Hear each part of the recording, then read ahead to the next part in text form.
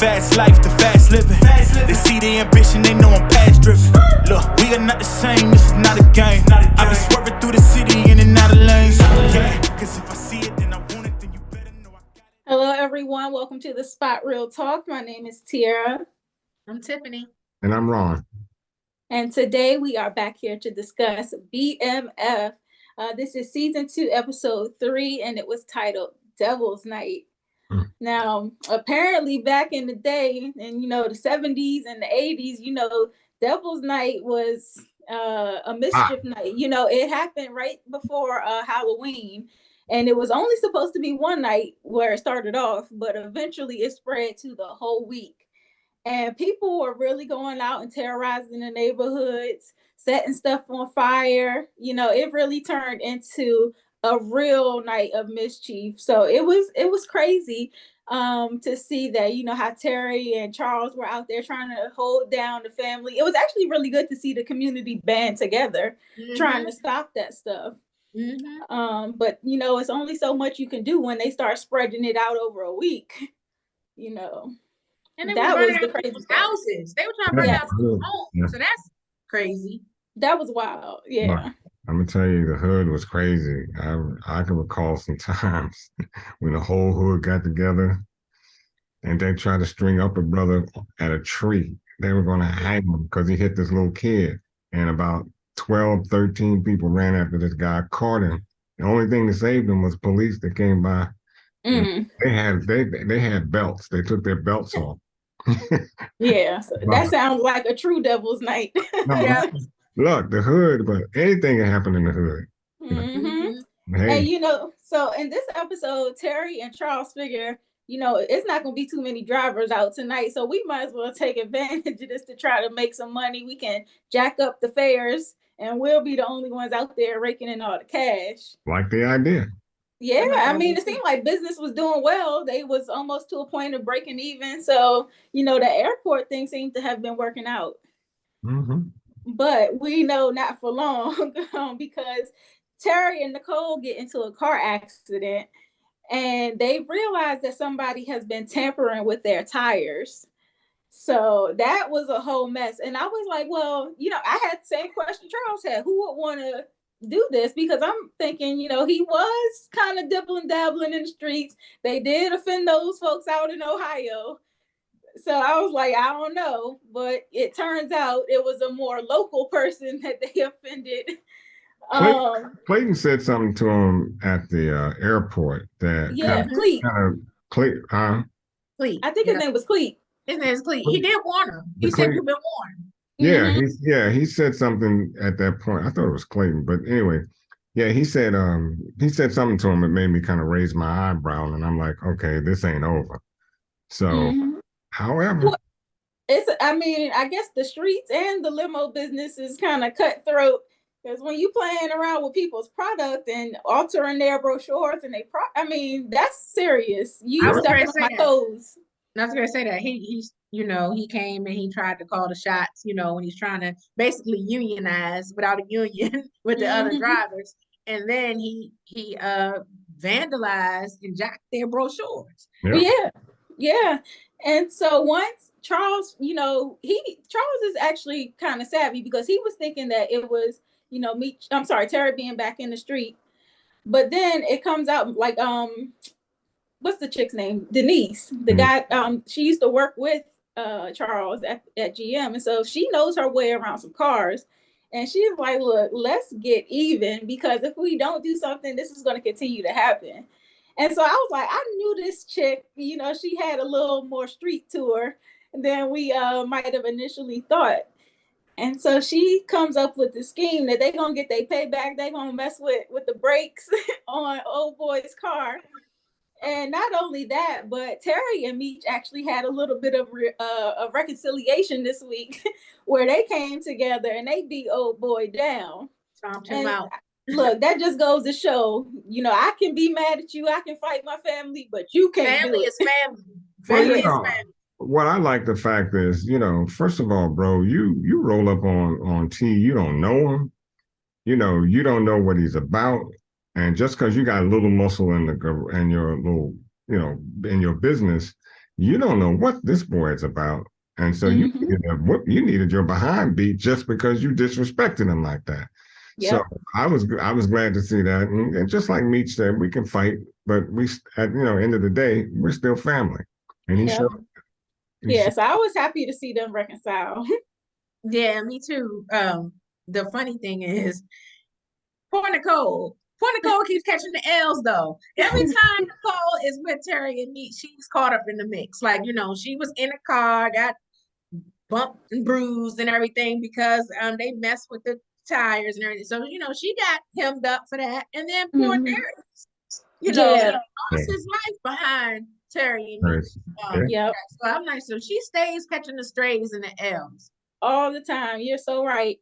And I think Terry might be in some trouble too, because he might catch a stray from Boom, out here comforting Markeisha, trying to slide up in there where he sees the vulnerability.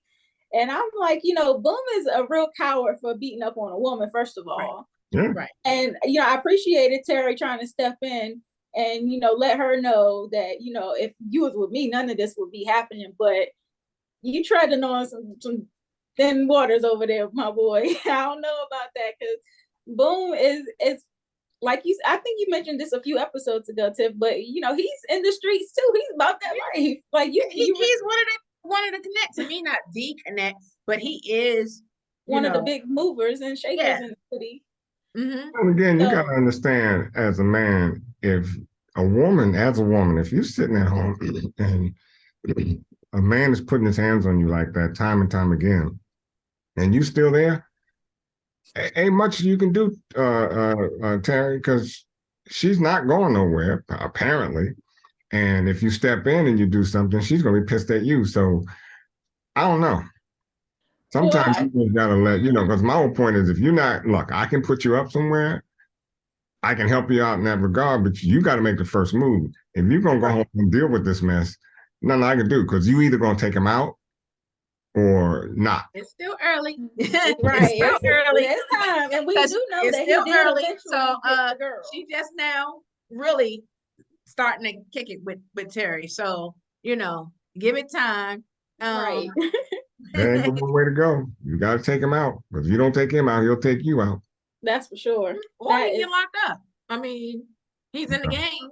Yeah. He's in the game. And people snitching like be mixed. So look. we got to get into that whole situation. Oh man. Well, Meech was actually put in a tough spot this episode because, as we mentioned, there's been a drought in the product. So there was this big bust that happened that's drying up all of the East Coast and the Midwest, and so now Meech is left kind of like in a bad situation. So he's going to K9 basically pleading with him for more product. And K9's like, well, this is going to be an exchange. You got to bring me Travis in exchange for the drugs, but Travis has to be alive. So that was the caveat there.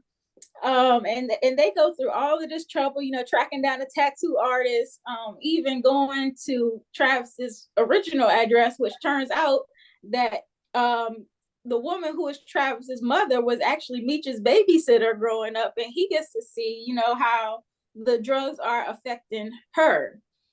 And I think we talked about this with Snowfall too, because it's so easy to dissociate what you're doing. You read my mind. How it's affecting your community. But I think Meech seen in that moment, he was like, okay, wow, this is somebody I know, somebody who brought me up. And look at how what I'm doing is affecting her, to the point where she has another child in here watching her destroy herself and is okay with it. She said, look, I'm okay with my sins. Are you okay with yours? Yeah, because he remembered her and he said, Grace, is that you? And, and it's sad to see the little girl, hadn't eaten, and and I'm glad Meech, decided to, have B-Mick grab her something to eat, but that's one meal, one time thing, what are you gonna do? Because that's a little girl who can't defend herself. She can't cook, she can't do anything. And, I guess he was between a rock and a hard place. He wanted to, he needed the information, and he also wanted to make sure the little girl was fed. But what do?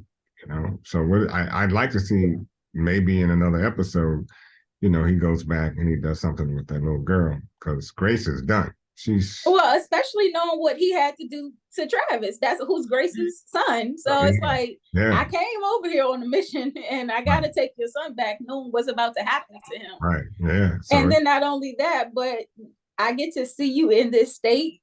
You are so desperate for drugs that you're willing to offer me all kinds of sexual favors. Somebody who you used to babysit, like that's a little extreme. But Travis' days were numbered anyway, because you messing with K9's girl. It's only a matter of time. Peach's days are numbered.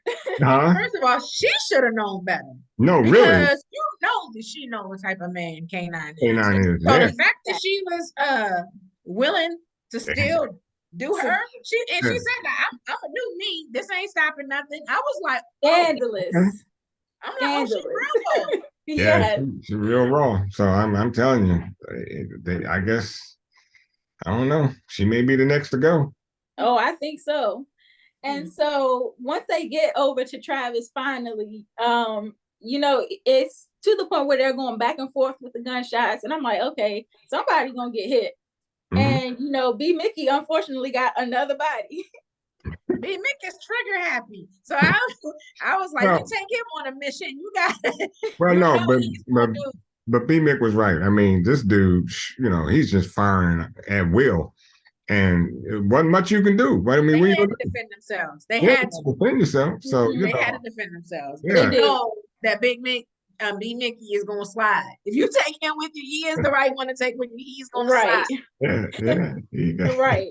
The only problem though is that really messes Meech up, because the deal was you get the drugs if you bring Travis back alive. So because they brought Travis back dead, K9 denies them the drugs, and now Meech is forced into a spot where he has to take B. Mickey's option, which came from Detective Bryant. Which Meech, of course, he doesn't know that, but I'm wondering, why he didn't kind of question B. Mickey a little bit more. Like, he's really putting a lot of trust in him as his number 2 right now. Because they family. They are family, but you as the top dog, you still gotta vet everything. Oh, of course, but he's never giving him any reason not to trust him, even because the fact that he killed Kato, he was slipping with the Kato thing. I was about to say he was on thin ice. Oh, he was on thin ice, but he proved himself to Meech once he killed Kato, and that's why he's not questioning him. He's like, you proved my loyalty, and which is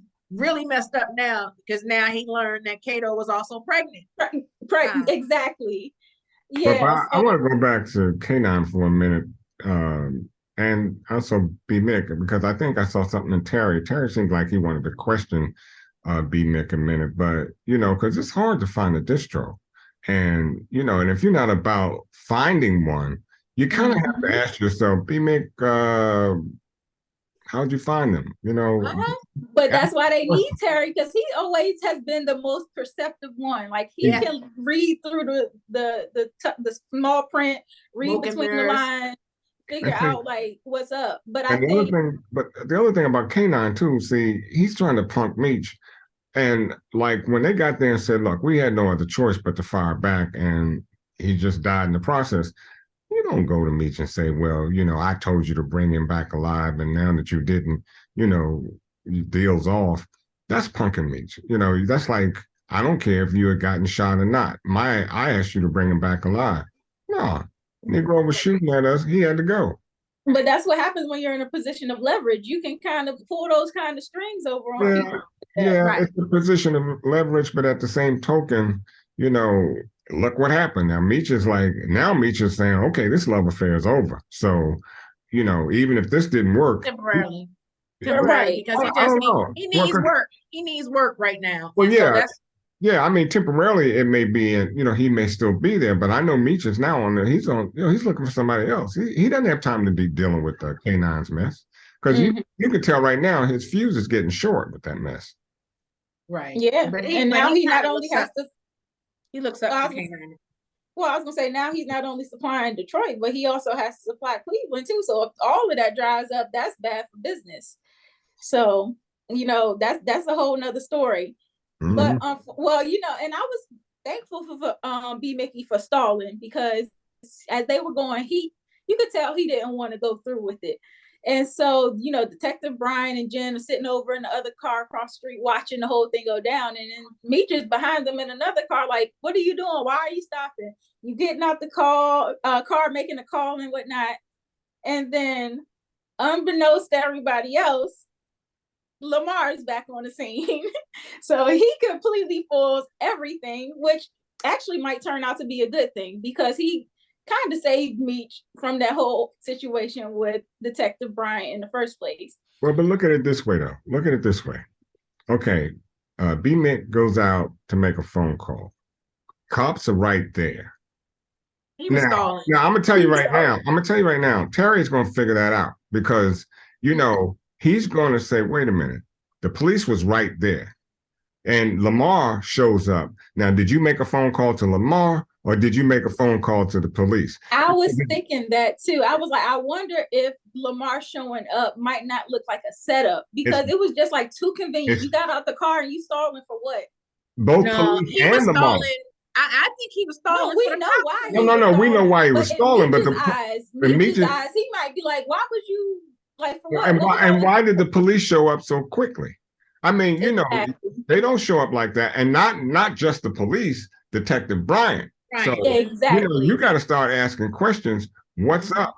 And then Lamar knowing exactly where you are, it just doesn't play well. Yeah. So, and I can tell you right now, Terry's going to put it together. Yeah, Terry is always on it. And plus, he and B-Mick always kind of had a little, like I said, B-Mick is Meech's boy. He is not Terry's boy. Yeah. Right. So, so there's a little friction between them anyway. But, B-Mick calling Lamar, I think that's a stretch, though. I don't think they do. Well, I know it's a stretch. Yeah, it's a stretch, but you got to ask the question. Think about when you get shot out of nowhere, you're going to start questioning everybody around you. Exactly. But listen, he can also think back in that same episode. What's it called? Monique called him and said, hey, Zoe thinks that she saw Lamar. And what did he say to her? He was like, you need to stop letting her watch these scary movies and stuff. Lamar's dead. I saw so myself. So if it comes out that Lamar pulled up, then he was warned. He was warned by Monique, and I don't think he could point to B. Mickey or whatever. It just. But how did Lamar know where they were going to be? How did Lamar know that they would be at a probably been following them. Yeah. He probably was laying low, and it looked like because I'm like, where'd he get that Jeep from? So he's stealing trucks, stealing alligators. He jacked somebody. Yeah, to jack somebody. Yeah, he jacked somebody with that. But he's stealing Jeeps and alligator shoes off of gators and sweatpants. So this dude is like, there's no cut cards with him. He's willing to go to any lengths. So that's the thing. I think you're right, Tiff. I think that once he thinks about it in totality, he might cool down and be like, okay, this might not have been how it looked. No, but I agree. The police thing is something else, though. No, that's something else. Right. Now, I might give you, I may give you, some leeway on Lamar. Lamar, definitely. But the police, I definitely would question that. We gotta stretch this out. We gotta talk about this for a minute because that's just too convenient for them. You got out the car right when you about to pull out, and you sat there for a minute. So all of those things were suspect. And you know what? Detective Bryant really showed his true colors this episode. He's an ass. Because, the way Detective Jen, when we first got introduced to her, she seemed like she might have been like right up his alley. But in this episode, she really showed her humanity when she was talking to that veteran who was caught up in the fire. Like, she ran in there and risked her own life to save this guy. And then she was even willing, like, she was talking with him, make sure he got cared for and everything. And Bryant was like, why would you go? He was chastising her for trying to save this man. And then when it came to the Meech situation, that she was like, we got to get them to a hospital. And they all pleading with him to let them go to the hospital. And he's trying to throw them on the ground and arrest them. He did not care whether anybody lived or survived. So he really showed his true colors to me in this episode. And Jen also showed her vulnerability too, because, she gets back in the car, she takes this hot cigarette lighter and she burns herself. And, and there are people that torture themselves from whatever pain or experiences that they have in their lives. And so I would not have thought that of her, but I thought it was a very Well, did you think that traumatic. was a, because the way I seen that, I was like, when you're running into a burning building, you trying to save somebody, it's gonna be difficult for you to come out yourself untouched. So I thought that she was trying to like tend to any kind of burns that she had herself. No. She That's had a her, if you personal. look at her arm, she had a lot of cigarette lighter burns on there. Okay. She's somebody that obviously self-mutilates. Exactly. Wow. Yeah. So that adds a whole nother spin to it then. It's a whole other dimension to the series, which is cool. So now we got to figure out why this is, so that's good writing, I suppose. It really it adds a flavor to it that we haven't. She has some layers. Yeah, it does. layers because we see that she can get down and dirty because she hit Dink with the car, but at the same time, I don't really think that she's a dirty cop like Brian. Like Brian is a dirty on a take and all that stuff and hiding evidence and all this other stuff. Right. But her, I think she's dirty in a different way. I don't really think she's a dirty cop. I still think she's kind of by the book. Yeah, she'll bend the rules, but Detective Brian breaks them. He doesn't even care about the rules. I want to talk about Snoopy. Pastor Snoop. Pastor Snoopy. I couldn't wait to get to this conversation because I was going to ask you, Ron, as a man, would you have felt the same way Charles felt when Lucille went to Pastor Swift with their marital issues? Well, that's a deep question. And as you know, I think for most men, married men, we want to keep our SHIT at home. We really don't want to have it out in the street because basically, you get a whole new different look on me. And I guess he wants to be whomever they see him as in church. I don't know if I would have gone that route about kicking the pastors behind. That to me was a stretch, but I can understand him getting angry, at Lucille in the sense of putting out his dirty laundry. But at the same token, your laundry is dirty, and it's dirty because you are making it dirty. So my thing I might have been angry, but by the time I got home, I would have to, that would have given me enough time to look at this whole situation and say, okay, I'm effing up and I gotta do something. I would certainly say to her, look, we can't be putting our laundry out in the street. Let's talk about it. Let's sit down and talk. And she'll, and hopefully that they could do that like adults. But no, I thought he was he gets the hands for that. You don't threaten the pastor just because your wife, who's trying to save her marriage, goes and says something to the pastor. Not only that, though, Charles kicked it up a notch this episode. He was cheesing and kikiing all up in Sister Mabel's face. Exactly. And not only that, then you volunteer to go over there to fix something in this woman's house. And you don't even fix your own house. I was busting at the seams to say that. I was like, he's going to be on the hands list for the remainder of the season for me. Because I'm like, how dare you go fix another woman's stuff and your house ain't in order. Ain't made repairs in 2 years. And I want to piggyback on what Ron said about the Pastor Swift. Now, I understand, going to get counsel from the pastor, elder, whoever lead of the congregation. I understand that, but Charles was tripping. But I also felt like if pastor was going to give some counsel, he didn't have to go back and say like exactly what was said. Said to him. He could have counseled him without divulging the details, because a lot of times when people do go to the pastor or to the head of the congregation to talk, they want you to hold it in confidence. So he broke a rule there. Trying to help, but the way he went about it was wrong too. And pastor could have said, hey, look, Charles, I'd like to meet with you and Lucille at your earliest convenience. Charles would have said, well, what's it about? Well, I just want to talk to you guys, and make certain that everything's cool. And, I just want to talk to you guys and see what's going on. Just, general conversation. And then when you get into that conversation, you can, steer the conversation in the direction you want it to go. But right. And it's a manhood thing when you approach a man like that. And that's all it is. It's just a manhood thing. You don't do that with another man. Not where you're going to go with that. And Pastor Swift was being messy because he threw in that little sly comment at the end, like, you need to find another hiding spot for your magazines. Well, and I was like, see, you being shady right now. Well, yeah, he threw a big old shade tree at the thing because, he had, after all, he'd been threatened twice.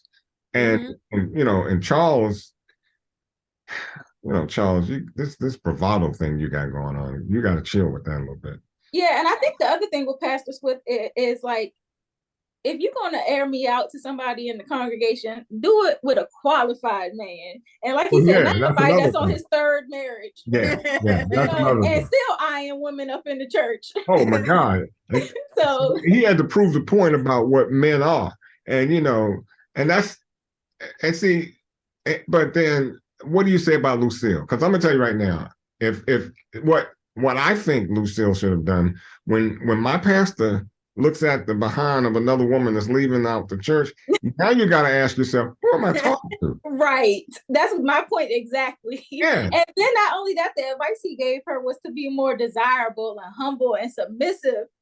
And I'm like, she isn't already. Like, I'm just like, and she was trying to be desirable and submissive with her new nightgown. But Charles, he foiled the situation. He did. He stepped in it talking about a bill. So, I think she tried. And, but Lucille didn't make it much better when she told him, like, if you want respect, you got to earn it. I was like, oh, that's kind of a low blow there. Yeah. I don't know, Lucille. That's whew. I can tell you where that blow went, and I felt it. But, Charles, look, man, it's that grass being greener. That grass ain't greener. It's fake grass, man. Yeah, they need to pull Sister Mabel in for some counsel. Yeah, she was doing too much. You know what? I'm not necessarily going to blame Mabel for a minute. I'm saying, first of all, Charles, woman from your church came up there. No. I'm saying, first of all, tell me she don't need some counsel. No, Charles, you shouldn't have been at the house in the first place. He shouldn't have been. First and foremost, Charles, you shouldn't have been there. Because look, you already know you had the hots for. You already knew that. So now you're gonna go over our house and fix a ceiling fan that you probably don't even have at your own house. And not only that, two-stepping with her too, while she got her cleavage all out in your face. Thank you. That's what I was ready to say. Listen, that's, first of all, she and Lucille are friends and neighbors. Yeah. And so he's coming over there to do you a solid and everything. He's married to your girl.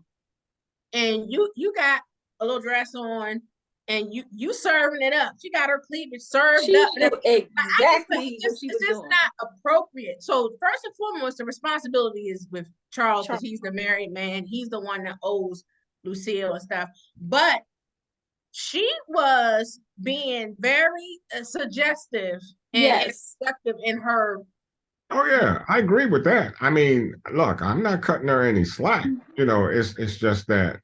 And then she gives me $200 for tightening up a screw. Okay, there's a problem with that. You just, at some point, Charles, you knew what was up. You knew the deal, and Lucille did too, because she saw y'all looking at each other. No, that's not the same woman.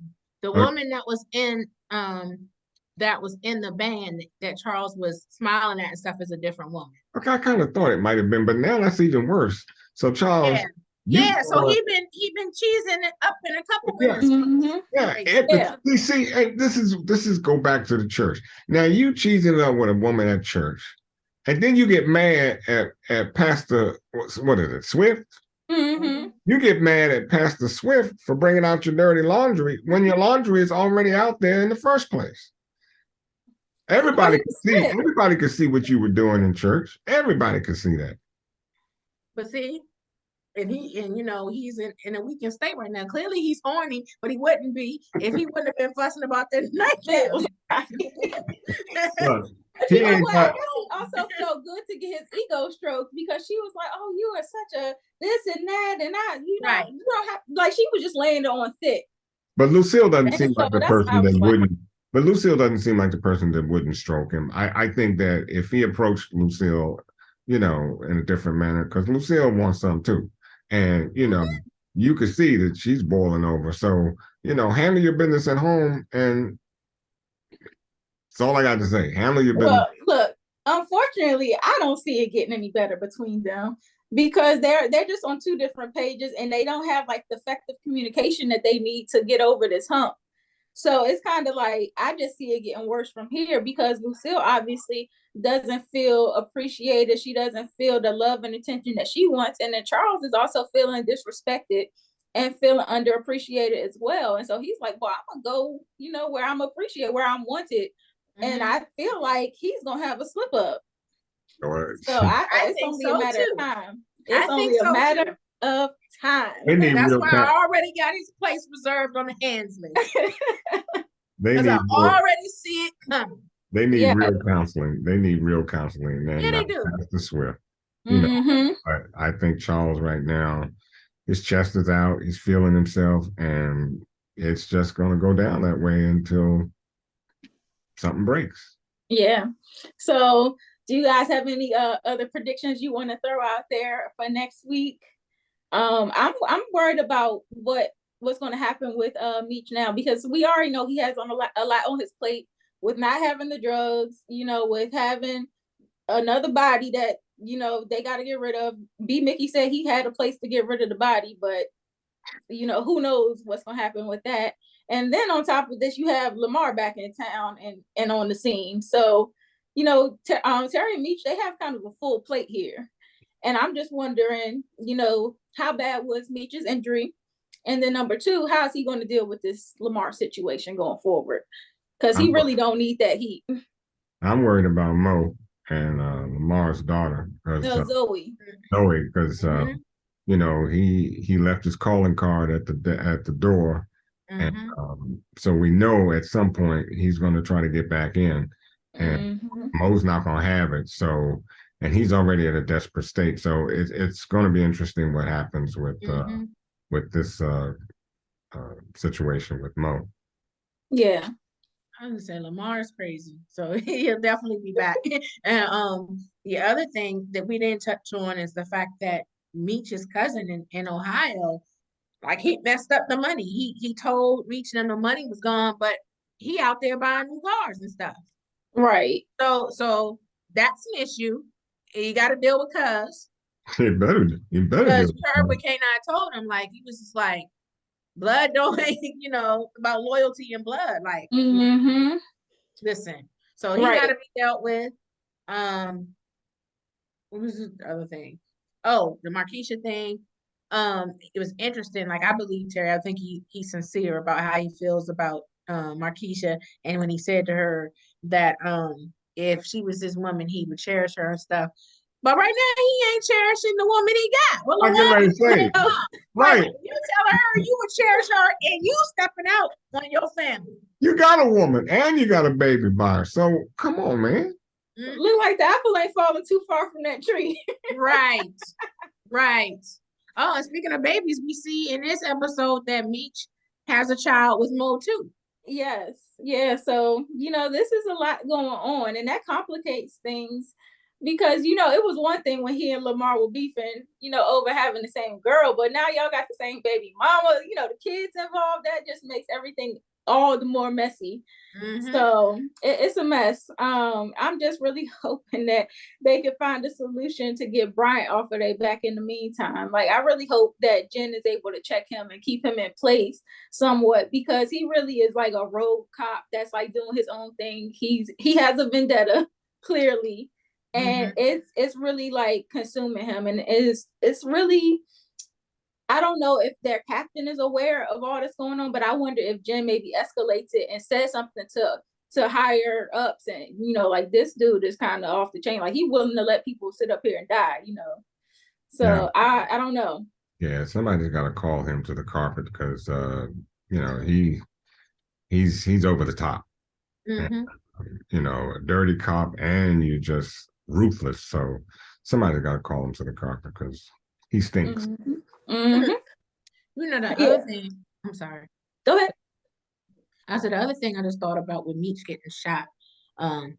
You know, in the documentary, Big Meech, he got shot a few times, and one of the places was in his butt. And I don't think that in this show they're going to do that. I'm wondering if it's not this time, if they're going to show it in the future, him getting shot in the butt, or it's just going to be totally different for the series. Hey. Yeah, because Meech was seated when he got shot, so there was no way. It looked like an upper body injury. Yeah, it did like an upper body. Yeah, it did. Yeah. In fact, it looked like way up in here, so that could be dangerous depending on where that bullet hit. Mm-hmm. Well, yeah, so you know what happens, but yeah, it's a lot of drama going on. And I think that the parents are going to be pissed too, because now this is their, like, Nicole has been in an accident, Nicole's friend has been murdered, Terry got shot last season, and now here we are, Meech getting shot this season. Like, I know their parents are going to be livid that, you know, this street life is causing so much turmoil in their life and bringing along all this violence to people they love. And Charles is just going to chase T right back into the street because, you know, he needs to really respect Terry as a man, and he doesn't do that. But then again, we see he doesn't respect too many people anyways. Yeah, he says what he wants to say. He's trying to teach Terry how to earn an honest living and responsibility and stuff. But the thing that gets me, like what he's saying is right. Yeah, but it comes off as being very self-righteous when you know the issues that he got going on right now. Exactly. Yeah, so I'm looking forward to seeing what happens next episode. Do you guys have anything else you want to add before we close out? I'm good. Okay, so everyone who is watching, first of all, thank you for watching. Please make sure you drop down in the comment section and let us know what you thought about this episode and give us your predictions for next week. And you know what? While you're at it, go ahead and click that subscribe button. It's right down there in the corner, and the notification bell so you get alerted whenever we post, because got something good coming up, y'all. You're not going to miss it. And when you subscribe, you help our channel. Yes. And you know, and there's nothing wrong with that. We're good people. Y'all know we're good folks.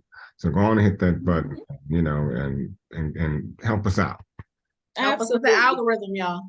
Yeah, y'all know YouTube be tripping, especially with the Black content creators. So they really tripping. So help us out. Yes.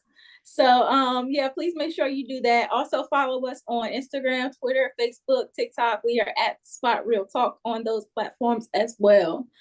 So if you guys don't have anything else to add, I think we'll go ahead and call it a night. All right, so until next time, everyone, we'll see you next week. Good night. Bye. It feels good, man. It feels good, right? Yo, I'm in the light at the end of the tunnel. Paper stacks, yeah, I got them in the bundles.